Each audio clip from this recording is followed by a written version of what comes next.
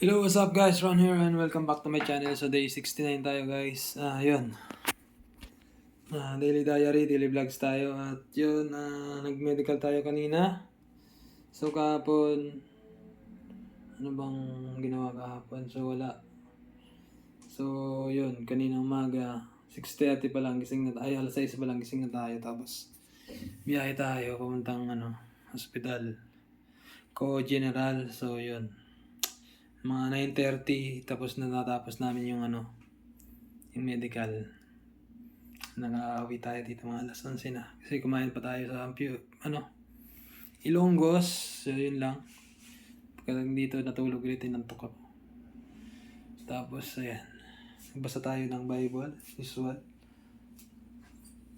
Tapos okay. Basahin natin. Ito. Acts 7 verse 22. When Moses was learned in all the wisdom of the Egyptian, and was mighty word and in deeds, and when he was fully 40 years old, it came into his heart to visit his brethren, the children of Israel. So Acts 7 verse 22. So hindi siya yung ito lang yung mga nangyari kay Moises. Ang time niya. So, ang sabi dito, Moses was learned in all wisdom, lahat ng karunungan of the Egyptian, and was mighty word and in deeds. Mighty words and in deeds. And when he was fully 40 years old, it came into his heart to visit his brethren, the children of Israel. So, nung 40 years old na siya, yung talagang lahi niya, yung mga Hebrew, binisit niya yan kasi yun yung talagang pinagmulan niya eh. So, nung malaman niya na yun yung pinagmulan niya, tinalikuran niya yung mga Egyptian at inano niya yung buhay ng mga kababayan niya, mga kadugo niya talaga.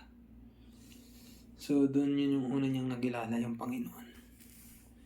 So, kung i-reflect ko siya sa sarili ko, parang wala. Pero yung wisdom, siguro, parang makukonect tayo doon kasi yun yung ginagawa natin ngayon, yung parang nag-gain tayo ng mga knowledge and wisdom.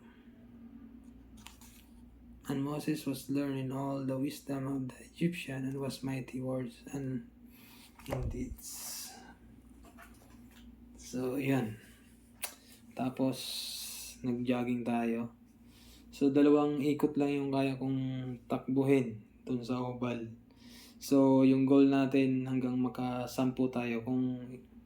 Pero next week, dapat mga 3 ikot na tayong takbo.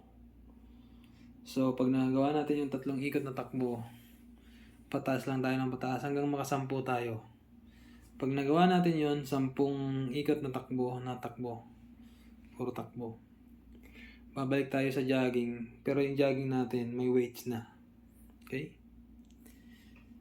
So, yun ulit, hanggang 10 ulit yun. So, yun yung mga goals natin. Tapos, pag nagawa natin yung 10 ikot na may weights, puro takbo, balik ulit tayo sa jogging na po. Puro jogging na may weights. Balik naman tayo sa takbo. And after nun, umpisa na ulit tayo ng puro na ng takbo. Para mabilis tayo. So, yun lang. After nun, after ko mag-jogging, so 2 takbo lang ako, 2 ikot lang na puro takbo. Tapos, 3 ikot ng jogging. So, mas mabilis mapagod pag takbo kasi nga mas marami kang energy na dapat gamitin para magawa yung task na yun, makaisang ikot. So, pagka unlike sa jogging, siyempre mabagal lang. Mas makapag-conserve ka ng energy para mas tumagal pa dun sa ginagawa mong task. So, yun yung pinagkaiba ng jogging at sa takbo. So that's it for today's video. Maraming salamat and God bless us all.